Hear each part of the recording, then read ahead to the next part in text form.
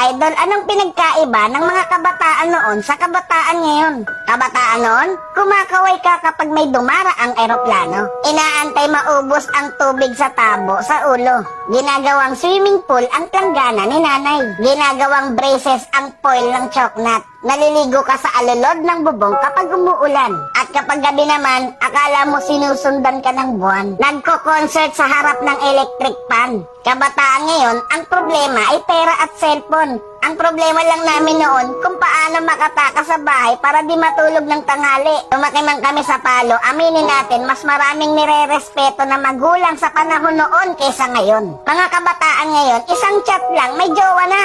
Eh kami noon sa flames lang umaasa. Broken-hearted pa pag friends ang resulta. Mga kabataan noon, ang dami ng alam na trabaho. Kesa sa kabataan ngayon, tamad na, puro pa gadgets, di pa mautusan. Minsan nagiging ibon, minsan nagiging paniki. Wait lang.